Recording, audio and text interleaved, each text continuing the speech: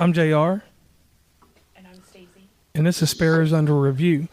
At this time, right now, we have King Germ from Pod Saving My Marriage on our little bit we're doing with him for a quick little ad that we're going to throw in our show for him. So, King Germ, please tell us real quick about your new show. Thank you, JR, for calling me. Well, as far as my new show, it's kind of the same as the old show. If you're not familiar with the old show, we was previously known as the Procast, but we did some rebranding, and now we're showing people how Pod saved our marriage. It's basically, think of all your TV couples. That's what you have with me and my wife. We don't always agree. We disagree most of the time, but that's where the magic comes from.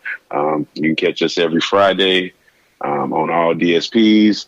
And hopefully you will come and listen and get entertained by us, and so we can show y'all how we are saving our marriage with podcasting. I'm JR. And I'm Stacey. Wow, I did that. I stuttered on the thing. I did my JR too aggressive. It was like, that's not my normal. Mine's more like JR. And then, we roll from there. Right. So, usually my name's the more aggressive one. Right. So, everybody, we went to Lexington Comic-Con and Toy Convention. That's one thing I need to clear up, because I was just going with Lexington Comic-Con. Lexington Comic and Toy Convention. Yes, that's the name of it. So, we went, we arrived Friday, and if you listen on West Virginia and Commonplace, you actually heard what went on the first day. We had a few things there, so definitely make sure you check that out. So, in following up with this, we're over here on Sparrow's Under Review. It's the first collaborative effort we've done between both shows. And we went for a second day. So we went Saturday, then we went Sunday. Sunday, after our Saturday experience, for me, it was a more quiet experience, or a lesser crowd experience. Right. And got to see Kevin Smith.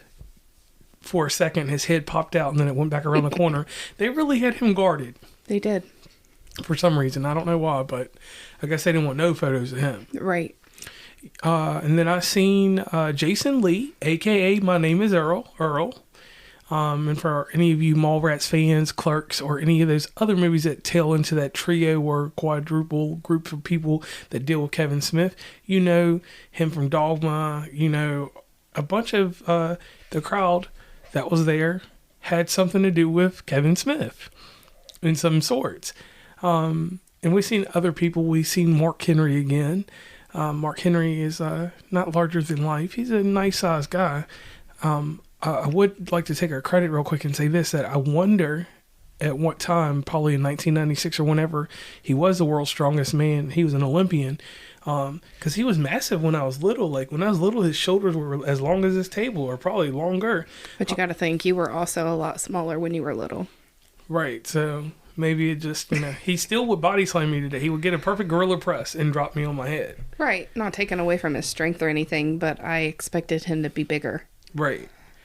And I think that the problem with that is I thought he was going to be the size of, what's his name? I call him Osmosis. Osmo. The big... However you speak his name, yeah. Yeah. He had his part with AJ Styles. Oh, yeah. And now he's about to face Brock Lesnar, but that's a whole another podcast for another day. Probably this week, too. Anyway, so, Stacey, give us your take on what went on when we got to... I don't know why I was about to switch it up and call it something totally different again, Lexington Comic-Con. I mean, day one was a lot of people. It was borderline overwhelming. It was overwhelming for me at certain points. I agree with you. Sunday was a lot more laid back. You didn't have as big of a crowd. I think it helped that we kind of went in early. So we didn't have the extra added people that attend church, the people that stay up all night and play their games and do stuff so they sleep in. I think we missed that crowd too, because we didn't end up staying all day. We got what we needed to when we were in there. We experienced everything that we wanted to. We went back through all the tables and everything that we wanted to again. And of course, we had dinner downstairs. Or lunch, I guess. And great thing about that is you can see some amazing pictures on the Instagram over on West Virginia Commonplace, and you can also see some YouTube videos that have been released and different shorts on TikTok. The long form video, you will have to wait for that for a bit. Video editing is not my chops. Right. And I don't think it's anybody's chops, because when you have to stitch stuff together, I don't know how the professionals Very select few. Yeah, the professionals that do it, I might have to hire somebody to do it for us. And I'm not an editor at all, in any sense. So our day started off, we went inside. Like always, it was a smooth interaction getting inside. Mm-hmm. Like nobody bumping shoulder to shoulder. A lot of the cosplay, it was different cosplay. We met some people from Demon Slayer outside. Yeah. I can't go through all the names of the characters, but it was one of the characters that looks like a pig on top of his head, or warthog. And his body he had a wife beater on, but normally the person doesn't have a shirt on. And then the young lady with him was in gear also. So we get inside, there's a DJ bumping some music. I forgot what the music was playing, because whatever it was catchy, and then it got even catchier.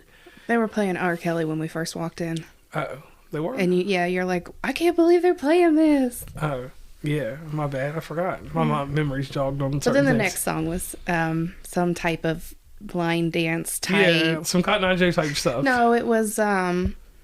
No, it had some type of dance to it, but it's not country line dance. Oh, well, it was something. So, after that, we went down to the first floor. And the first floor we went down, that's the celebrity floor, right, as they call it. And the odd thing about the celebrity floor that I want to throw out here that I didn't get to put out before is, over to the corner, Stacey had a mention on the other show about the T-shirts and the transactions that go across with that. Like, you have to go from cash to card. And, right. And that was one thing, I didn't end up personally with a T-shirt because I don't carry cash. Right.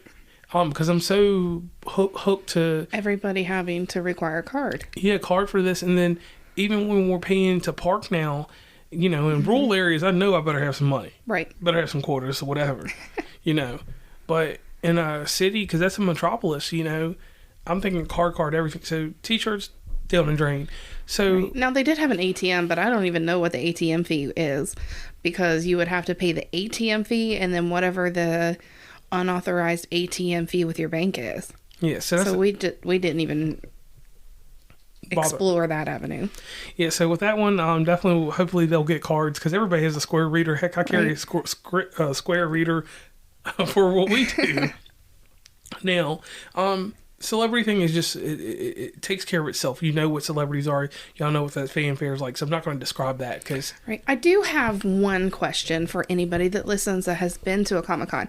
So, in our press passes, they suggest, we're free to take pictures, videos, audio, anything that we want to, but if we're going to interact with a celebrity, always ask permission.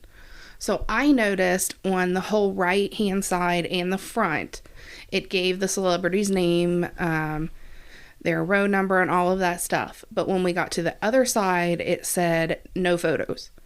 And there are, I think, maybe only 5 of these celebrities that had those no photos.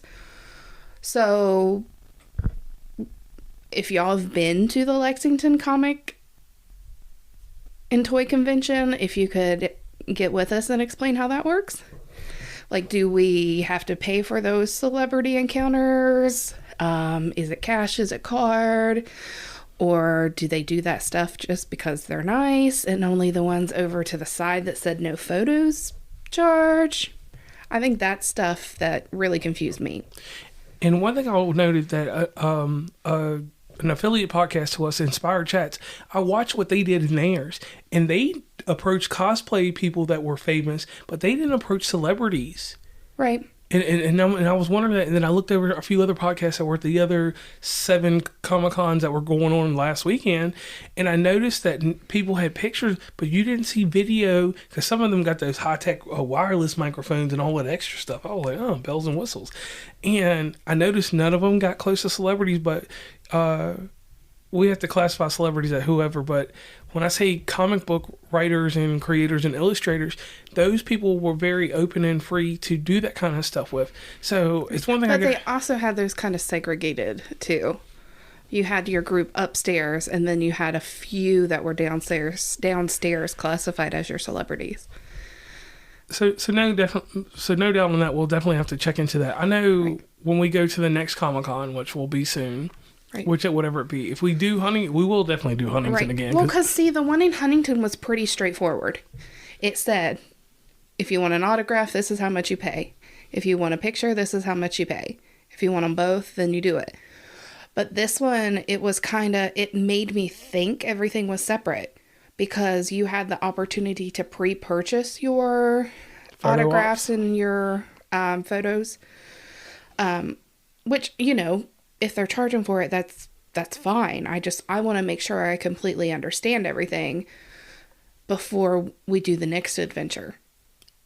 And I agree on that, because the next adventure, I want to see my guy that did Dragon's Lair and Space Ace, Don Bluth, and he's someone that I wanted to meet all my childhood. Now, getting into the most amazing part of what happened, we got on the escalator, and I had a mishap. I slowed down on the escalator by accident. I stopped at the top, and you're not supposed to stop at the top of the escalator. Right, and I think I kind of snapped on you there. Yeah, you snapped on me like a fitted. Okay, so I get up the escalator and I kind of hesitate. Then I get snapped on. You stop. Yeah, I can't believe like something happened. We had just talked about all the etiquette right, the day before. And something happened and I stopped. Maybe I think my right heel gave out on me or something. Excuses. Yeah. That's how I'm like shoving. I'm like, go. I was like, we can't stop. We're on an escalator. So we go to the left, and to the left was an area that we went to. Mm-hmm. And I just made a lot of assumptions because I was already in a tangent or a mood from somebody bumping me or something happening. So, no, I don't know. I think it was after we ate, wasn't it, the day before? And I just don't think you really wanted to be there yet. And I'm like, let's go. Because you have a set schedule and a track of what you want to do in your mind. And I kind of detoured you from that. Right, I do have systems and processes. Mm-hmm. That's one thing I will have to admit to people. That's how I stay stable in whatever I'm doing. So, and that's not in a negative way, but I think that's what it was. Like, your brain wasn't in it because you didn't have that part scheduled in just yet. And another thing that happened is that Saturday there was supposed to be a Harry Potter. What is the match called? Defense Against the Dark Arts tournament. Right. Which we didn't know exactly what it was. We didn't know it was a board game. Right. We thought it was going to be some wands. It's like a card board game, yeah. We thought it was going to be some wands. Because, heck, I even went and bought 2 wands. Well, we didn't buy 2 wands. We bought 4 wands. Right. Well, I mean, you bought you 2 and you bought me 2. So, technically. Yeah, so we had 4 wands ready. I was going to bring one down, and I was going to be one of the bad guys, because that's what I do in life. I like the villains. Megatron, anything Ultron, anything that has to do with bad stuff. That's what I like to be. Villains make the world go round. Now we get into this game room, and we look around first, and we are greeted, because we see him, and he didn't say anything at first. We were greeted by a representative from the Lexington Gaming Association, mm-hmm. and I'll let you elaborate a little bit more on that. I'm not exactly sure what they're called. We can link it down at the bottom. Yeah, the Lexington Gaming Association. Is it? Yes. Okay. He was very nice. And I think what it was is we went in the day before and we didn't ask any questions. So we just went up to him. I'm like, all right, what are you doing? Like, what's going on? He's like, okay. And then he just jumps into it, and we'll have a little snippet up on one of the websites, either ours. Actually, we'll probably put them on both, to kind of let you feel the excitement he had. I thought he was very excited about explaining it to us. These people who have their own games, and they bring them to the conventions, and they let people play them for free. That's nice. And that's the part I enjoy. I think there's one thing in Charleston that they just built. I don't know of any other places in West Virginia. So if any of you guys know places that are similar to this, up near Parkersburg, Charleston, even over in the Marietta, Belpre area, send us a message so that way we can come check it out. Because the one thing that JR said to me is, I'd like to do some more of this stuff. Yeah, because they were different board games, and I'll be honest, they were niche games. They were anime. They were related to pop culture. They were Resident Evil. There were Disney villains. Yeah. It wasn't your normal run of the mill. Hey, we have Yahtzee, Phase 10, Uno, Monopoly. Sorry, Clue. It wasn't those what you would consider normal games. They had like card counting, dice games, anything you can think of that you could do. I mean, they did have a Clue version, and it looked pretty exciting, but JR wouldn't play that with me.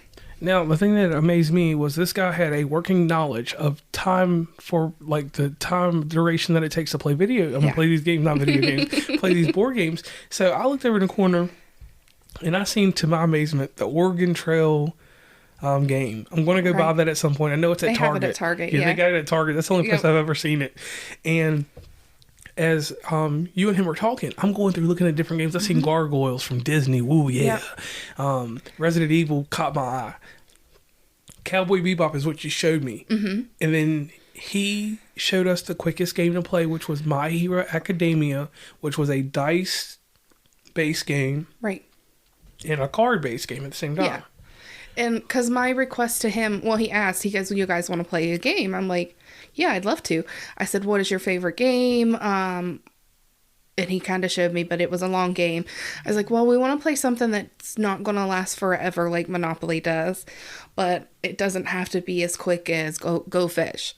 Like, so maybe 30 minutes to an hour. So he was explaining a couple of them to me, and some of them seemed kind of difficult because you actually had to count and keep track of stuff. And I'm just like, I'm not into that just yet. So give me something simple. So he pulled us over to the My Hero Academia and the Cowboy Bebop. And I'm like, ooh, that's Cowboy Bebop. JR would like that. And he goes, well, that's probably going to take you between an hour and a half. He said, this one, however, you can probably finish it in about 30 minutes. And the thing that got me and made me, like, really hype about this was that he sat down with us. He could have went over and helped anybody else with other stuff. Right. Now, he did have people come up and talk to him. Right. But he sat there through the duration of the whole game to make sure we understood how to play. Right. And who does that? Because most people will instruct you to a degree and then Here's leave you. the rules. Yeah, leave you to your own vices. This guy had enough enthusiasm about him and his love of games, board games. Right. And he was like, well, do you want me to teach you how to play it? He goes, that way it'll save you from reading the rules.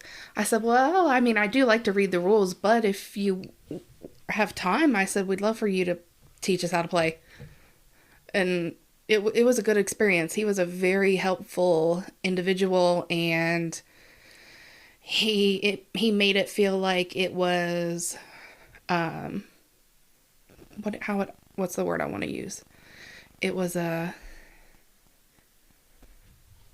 a hindrance to him. Like, he didn't sound annoyed. He seemed enthused to help us out. Yeah, and I like that. Now, I got to spin back a little bit. Before we went into the game room, we picked up a giant version of Connect 4. Now, mind you, Connect 4 is my jazz. That's my game. And anybody knows, if you play me, like, I am not the best player. But I watched my opponent. The whole time we played, I looked at you. I didn't stop looking at you. Right. And I ran it up 4-0. Or was it 5-0? 4-0. Right. And we were playing competitively. Like, you had me in the last one. I know. And I was determined I was going to beat you. And I made the mistake of looking up from the point of how can I win, not how can I stop you from winning. Right. So that's where I messed up. And they had a giant chessboard. They had checkers. And one thing about the Lexington Convention Center and the Rupp Arena, because we didn't go to the Rupp Arena, but it was right there next to us. In this little breezeway before you get to the gaming area, there were places for people to sit down. You could actually relax. So even when it was a ton of people there were still people that, when we were there Saturday, that were able to actually sit down, and you didn't have to feel, at least in those areas, you didn't have to feel overwhelmed. Claustrophobic, yeah. Yeah. And that's one thing I liked about it. Now, we finished the game of My Hero Academia. I'm not going to tell how that game ended. I'm just going to say I ended my day 5-0. And, you know, and I walked over to the corner, and they had... I did stump the guy, though. Yeah. He's like, well, technically... Yeah, I did win on technicality. Yeah. But 5-0, so I just leave it alone. Right. So I'll go over into the corner, and Stacey's still looking around at some other stuff. And they had arcade decks up there. They had Raspberry Pis built in, and they had full-on you can call it Mortal Kombat arcade joysticks. They had full sets for 2 people, then they had a 4-banger. And a 4-banger is 4 people. And that was an amazing setup. I most maybe want to go buy one. Have to wait till later on. So now, this is the same thing we kind of seen last year, right? The guy had a hard drive type thing and built a GameCube around it, right? Right. Is it essentially the same Similar, thing? yeah. Raspberry Pi's is the inside of this. Okay. Yeah, that's a little machine that they use. And a lot of people have them. They're just hard to come by because of the pandemic. Okay. I just wanted to make sure I understood what you were meaning. And that way, if anybody is questioning, like, what's he meaning, they can go back and look at the Huntington Comic Convention from last year. Yeah, you could definitely see that the guy's offering there. Now, we finished up in the game room, and we made our way over to the expo hall where all of the amazing crafts and toys and cosplay was going on in there like crazy. Right. There was a big statue of a rare Quan. I think this is what it's called for Star Wars. And what's the name of the Harry Potter snake? The Basilisk? I always butcher it. I call it whatever I want it. Basilisk? Yeah, the Basilisk was in there. So we did 2 pictures of them. And what I did for our Instagram post, I had to slide the picture both ways because it was so wide. Right. I cut one off on one side and then cut one off on the other. So you thought it was 2 different pictures. So that was an amazing thing there. And the wild thing about doing these shows is you have to switch off. So one's a cameraman, one's a camera woman, one's whatever. So speak the truth. I'm the cameraman the whole time. He doesn't like the way I handle things. I wanted to record our whole adventure through there because that's what you told me to do initially. And then you got on to me because of the way I was holding it. And you took over. Yeah, so that happened that way. And I'm probably at fault for that, so I'll take that. That's another one. That's 2 strikes in this whole thing. So, and then also, let me throw in, I struck out, even though I went 5-0, I struck out in baseball because eating the lunch the second day, it was not on point like Steve Nash. And we are reviewers. You have to understand that. We are reviewers. Right. Having food served when it's already been prepared is a very hard thing to do. Right. But when you do it, you got to make sure that food's still hot the whole time. Hot on Saturday because it was probably made Friday. But on Sunday, that food was cold. Right, but also, again, we were there pretty early. And when we ate on Saturday, they probably had to cycle through a bunch of food. So it wasn't like it was sitting there for a while. It was more of a rotating circle. So it kept in and out, in and out. Okay. And I didn't think from that point, but that's just one thing I want to point there also. I mean, it was still good. And then tying things up, there were so many toys in there. So one thing I want to dive into real quick, Funko Pop. Yes. Funko Pop is something that we're into and not into, but into now. And we like to get the deluxe Funko. We don't mess around. Like, I got a Galactus in the closet. Some guy tried to buy it for me for $26, and I canceled the sale because I realized I want to keep it. So, and to me, I don't care what size they are. If it's anything related to the Disney villains, Disney or Harry Potter at the moment, if it's within a good price range that I want to pay for them, I'm going to get them. I don't care the size because we just picked up a bunch of tiny Harry Potter ones and then medium-sized Harry Potter ones that I didn't have, and then of course this huge one that we saw there Sunday.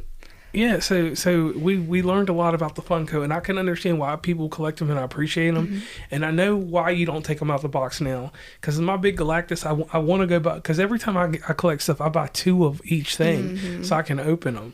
So I want another Galactus. Can't find it now. I should have got it when I wanted to, but I may open that Galactus one day. But now, getting back to everything that's important about this Comic-Con, we look around at all kinds of toys and all kinds of items.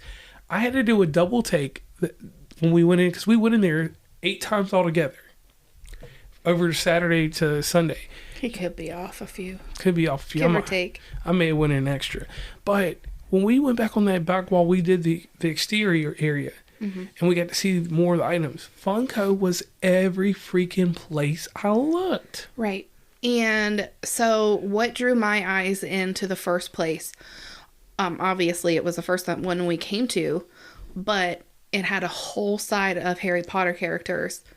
and it had the one where it was Weasley's car, and it's kind of up in the air a little bit, and it's flying, and the dude only wanted $15 for it. To me, I'm like, okay, I'm gonna buy it.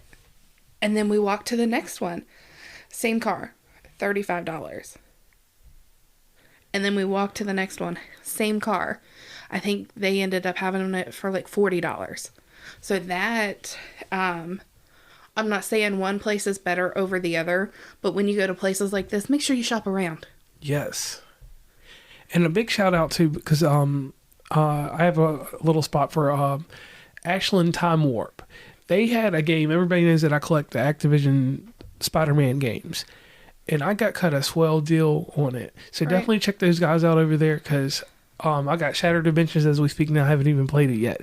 Right. So if it's priced and you think it's just a little bit too high, don't be afraid to ask. Say, hey, will you take anything a little bit less?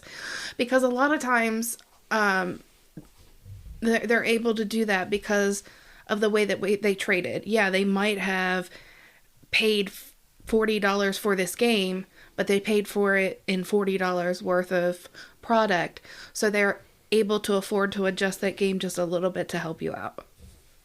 So yeah, most definitely, if you get a chance to go to any Comic-Con, just don't be offended if they tell you no. Right, yeah, don't be offended if they tell you no. Or get rude. Because remember, when you ask for something, someone has to have a giving strategy. Right. And that's what people fail to realize in asking and the giving strategy. And that goes to anything in life. So that's just one thing I like to give people there. Now, to wrap this up, because this has been a great time, I want to say this. To the people that ran Lexington Comic-Con, you guys, girls, whomever, are amazing. Right. The group did a really great job this year. The City of Lexington Police, I want to tell y'all, huge thank you, because there was no ruckus or no craziness, because they seen y'all out there and y'all were not playing. To the parking staff, thank you, because I didn't get robbed. None of my stuff got stolen out the car. Right.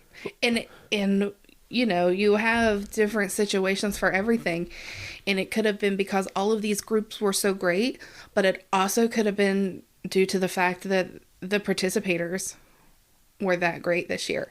So we also want to thank everybody that attended for being respectful. And if any of y'all acted up, shame on you. But also props to whoever took care of it and was able to cover it up. So on that note, I'm JR. And I'm Stacey. And this is Sparrow Under Review.